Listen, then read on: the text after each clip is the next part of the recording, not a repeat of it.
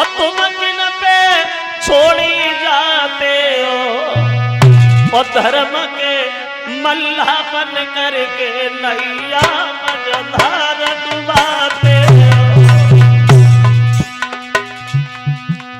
रोने लगी, नन्हे नन्हे हाथों से रोहितास ने अपनी माँ के आंसू पोंछे। भैया रोए नहीं, अगर तू रोएगी तो मैं भी रोने लगूंगा। तो तारा बोली अब मैं क्या करूं, क्या करूं, पति से बिछुड़ा वाला तेरी आशा लगाई है, और तू भी वो को छोड़ चलोगे उधरी को मरन थुराई है। नहीं नहीं मैया रोए नहीं। रोहितास बोला माँ, जो दुख सुख की तू कह सो जल्दी कह, और ये नबार पुछकार गोदी ले ले। मेरी माँ तो ये दुनिया आनी जानी है,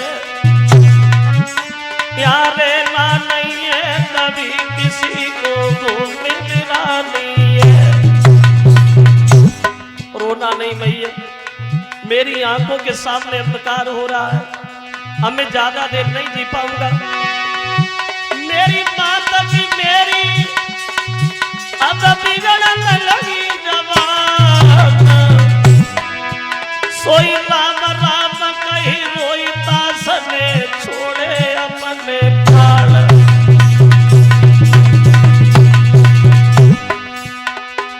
जागी मैया बिलखती रही के बेटा माँ से बनी रोए, जागी मैया तड़पती रही के गोदी खाली करी रोए।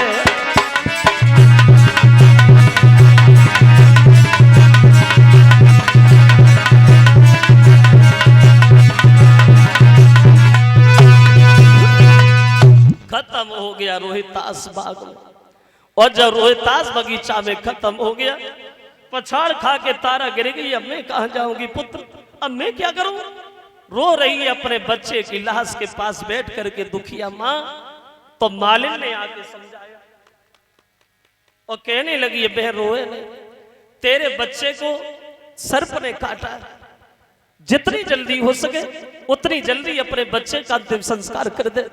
अब देखिए उस दुखिया माँ के पास इतना पैसा नहीं था जो अपने बच्चे को ढकने के लिए कफन भी खरीद लेती। तो तारा रोने लगी, बोली बेटा जब तेरा जन्म हुआ था तो मैंने लाखों की दौलत यूं ही दान में दे दी, और लेकिन आज हमारे पास इतना भी नहीं है जो तो ढकने के लिए कफन ले लूं। अब तारा अंत में मजबूर होकर के वहां आदि साड़ी थारी माता ने लला को कफन बनाओ, और लेके कुंवर की लाश अगारी को जन कदम बनाओ।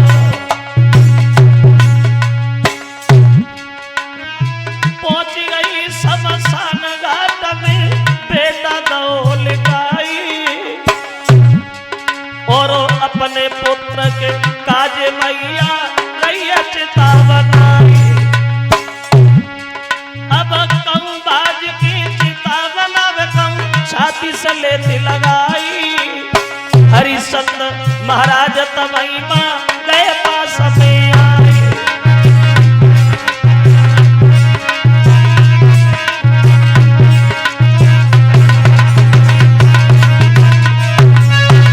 आदि साड़ी फारी बच्चे को ढक लिया।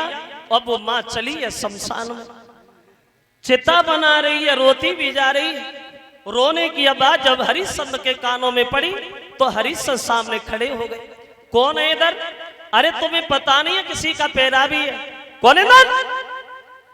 जो हरिश्चंद्र ने तारा को देखा तो बोले तारा तुम मरघट में, और इतनी रात को क्यों आई? बच्चे की लाश देखी तो हरिश्चंद्र पछाड़ खा के गिर गए। तारा ये कैसे हुआ? रोहितास मर गया? कहने लगी महाराज मेरे बच्चे को कोई सर्प डस के चला गया। हरिश्चंद्र कहने लगे तारा जो होना था वो हो गया, तुम्हारे पास कोई टका है? बोली नहीं प्रभु, इतना भी पैसा नहीं था जो बच्चे की लाश ढकने के लिए कफन ले लेती। अब टका की बात करते हो, कुछ भी तो नहीं है।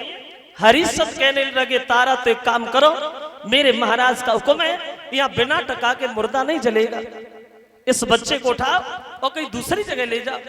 तारा बोली प्रभु क्या ये लड़का आपका नहीं है? हरिश्चंद्र कहने लगे तारा जानता हूं ये लड़का मेरा है, अगर ये लड़का मेरा है तो तू भी तो मेरी पत्नी है। ध्यान कर वो पुराना, कितनी बार मैंने तुझसे कहा कि मेरा घड़ा उठवा दे तारा, तूने एक नहीं मानी, और आज जब मतलब आया है तब वो रिश्ता बता रही है बिना टका के मुर्दा